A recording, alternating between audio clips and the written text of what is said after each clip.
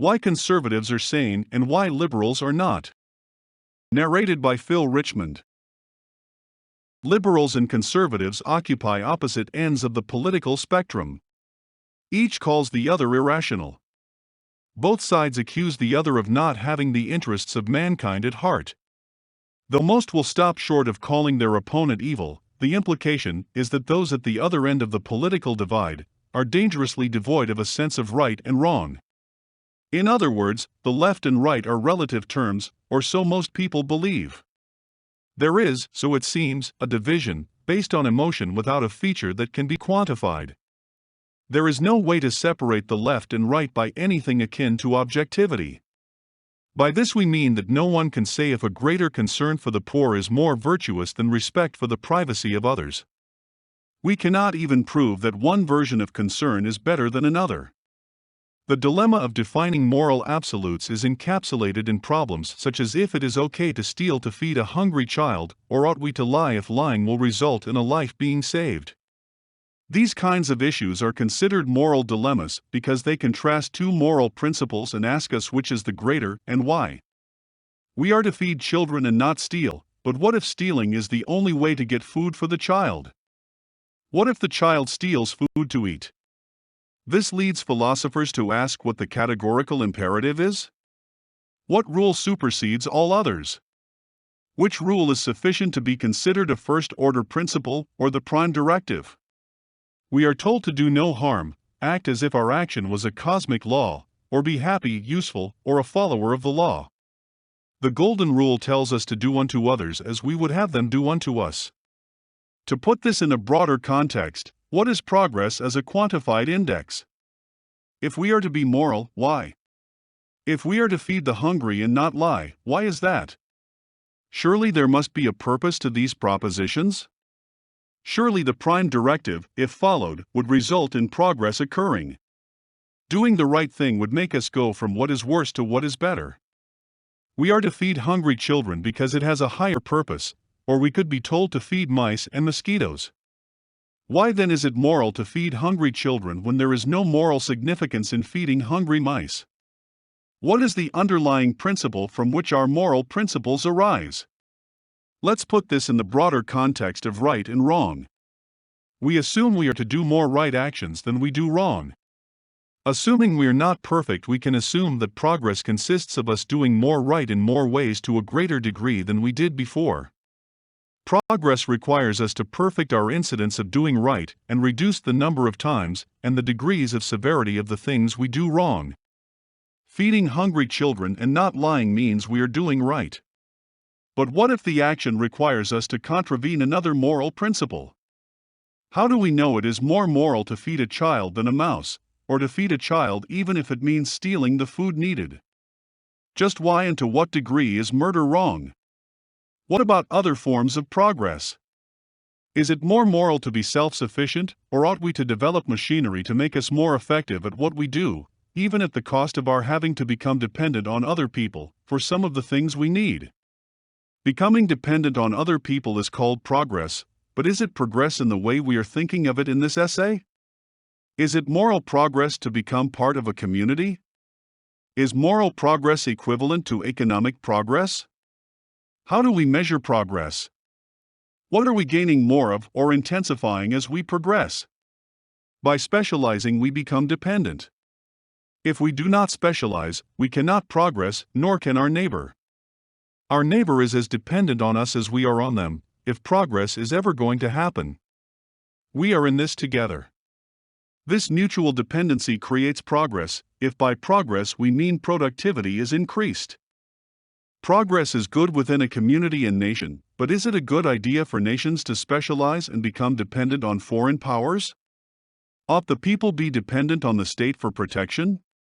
Is the development of the welfare state progress, or a foolish dependency on the state? The reality is there is no social objectivity, no simple and non-subjective way of determining where we ought to be going as a society. We have Islam and liberalism pulling in diametrically opposite directions, but they are aligned in their opposition to Christianity. In the larger social arena, we cannot even come decide whether Christianity or atheism ought to guide our social agenda. We take Christianity out of the public square and find the whole bigger than we had imagined it would be. Are girls something weak in identity, or is even biology just part of a political party's platform? How do we organize society if there is no objective reality to base our decisions off of? What is motivating us to take the positions we take?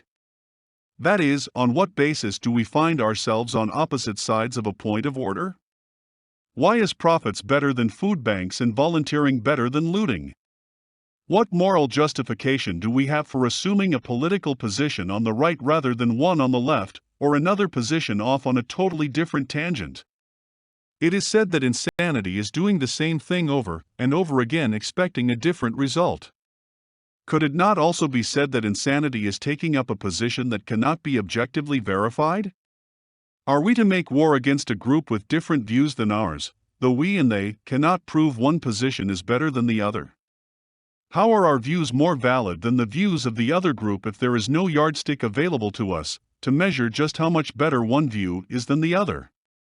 How important are the views we hold, and why do we consider them important if there is no way to quantify the difference? Are we willing to kill those who would sacrifice profits for mercy, or people for national or family pride? Is family honor harmed more by headstrong females or honor killings? If harmed, how and by how much? How do we quantify honor?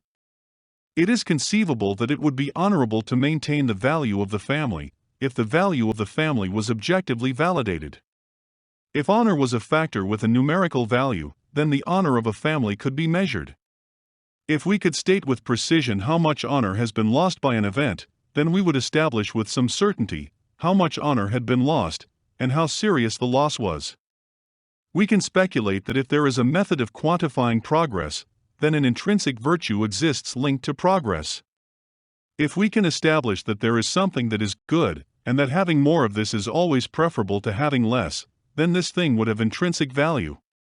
This speculation is referred to as the search for the ultimate good, or for the first-order principle.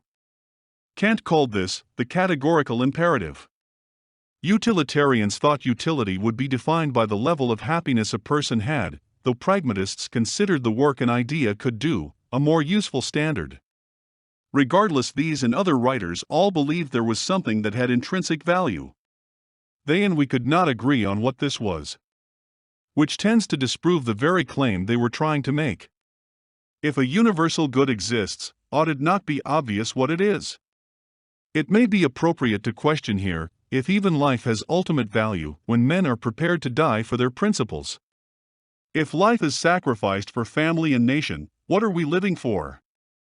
What is value for us when we are willing to die? How does death help an ultimate cause? But the question begs itself. What is value other than value? What can we value more than value? It is that an action or idea has value, why it has value. This is a case of circular reasoning. We cannot ask why life has value. We cannot ask why we value one person's life over another. It has value because we value it. We value it because of its value to us. Sometimes we value the life of our family more than our life, but others value their life over anything else. The why is an irrational response. The value is the answer, not the question. To ask why the value is as it is, assumes there is something of greater value than value. God is the highest, most perfect of all ideas. God is value incarnate. To ask why God has value or why we perceive Him to have value, is to claim there is a standard against which we can compare God. If this was so, if there was a value which could measure God, God could not be God. God could not be the highest of all conceptions, if there was something we could conceive of that could measure Him. We might argue we like food because it gives life, but of course, this is not always the case. Sometimes the food we eat is harmful to our health and life. People smoke and drink and do drugs even though they know this has a detrimental impact on their life. This being said, we do value one thing more than others. There is a hierarchy of values. We give up some things we value for things we value more. All that can be said is that we seek to accumulate value.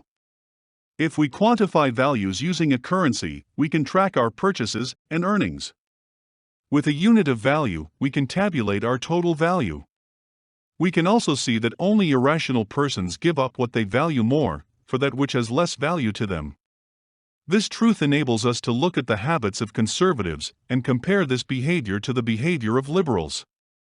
We know conservatives are considered the people of individual autonomy, and the left those who side with a more collectivist view of things. The analysis at this point is fairly simple. If one consumes everything one gets, one will be left struggling during hard times and perhaps find oneself in a deficit position. Over time, it becomes difficult to maintain consumption levels without investing in the future. Financial advisors tell us to invest in the future, even if it is a small amount. If we work and consume the output, our value remains roughly stagnant. The probability is, however, that without investing in the future, we will fall on hard times at some point. When we do not progress, it can be said we love our leisure. This presents us with an interesting situation. Despite loving freedom, we never get more of it, and indeed are in danger of losing the little we have, unless we sacrifice at least some of it to support our lifestyle. On the other hand, we could be someone who loves money. In this case, we work and invest and consume as little as we can. We get very wealthy. It looks as if we are experiencing progress, and individually it can be argued we are. But it is erroneous to link progress with individual advancement. Progress is an attribute of a community. The person who strives for sustainability creates a situation which is not sustainable. If all members strive for no more than survival, the value of the community stagnates. The sustainable community is similar to the individual who consumes all that he produces. What can we say a subsistence economy values? Or, is subsistence the result of people who fail to value much? Are subsistence economies the result of no one valuing anything highly? When socialism is the norm, there is no benefit to wanting anything so much that they can be exploited. To value things is to create scarcity. That which is highly valued becomes a thing we compete to own. One cannot value something which is freely available to all in any amount. But the more one values something with a limited availability, the more the desire increases the demand and therefore the scarcity. This causes conflict. The key to creating value is the existence of ownership. This is a conservative value. Conservatives believe that unless we can own it, there is not much benefit to wanting it. Liberal ideology, because it is based on equity, works to reduce the value of things.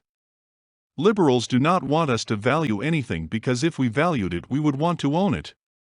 Socialists erode the sense of personal ownership, as they strive to make a basic supply of goods available to everyone.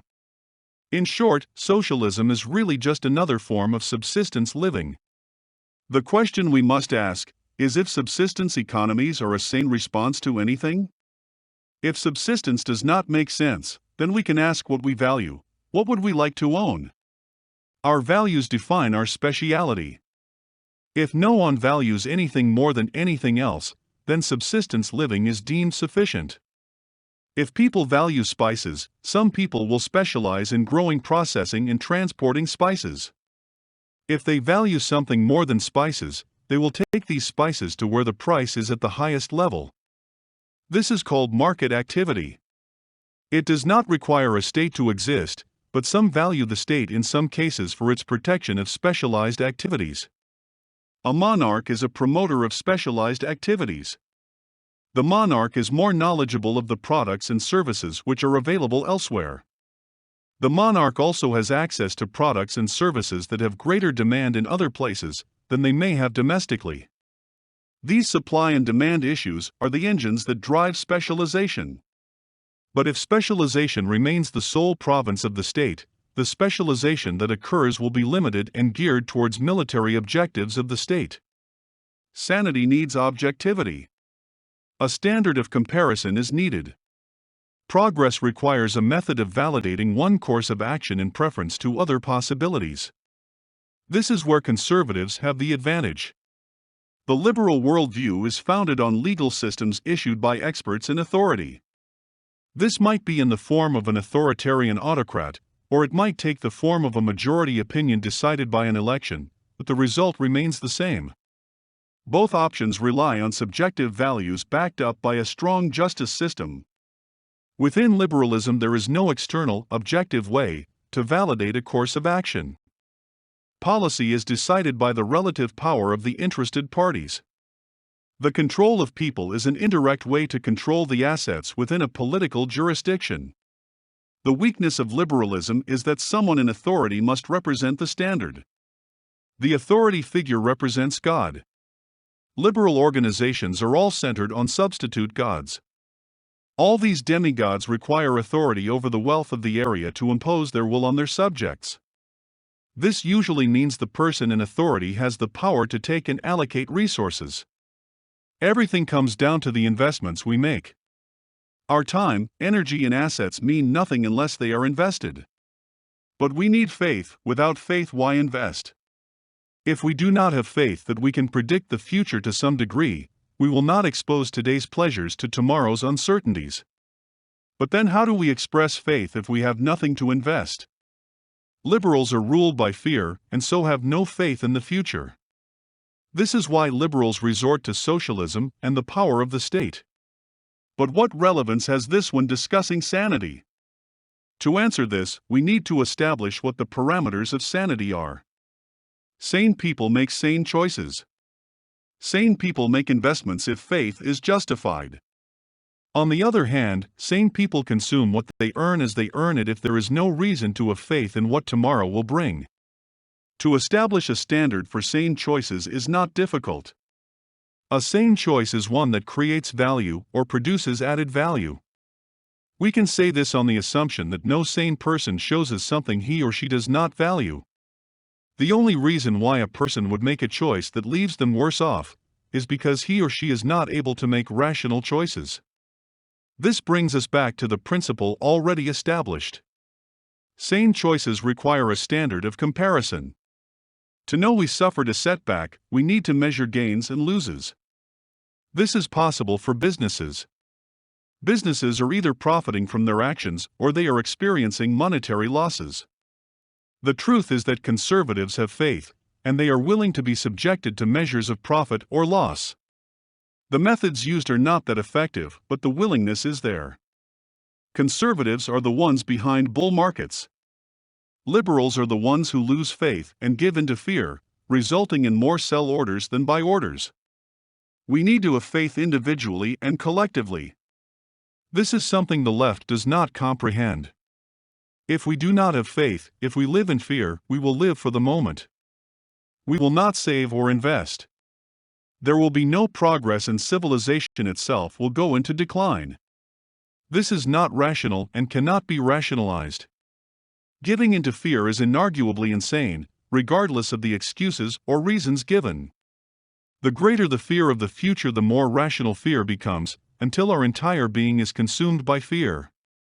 The difference between the West is that we have managed to contain the fear more than the East has been less able to do.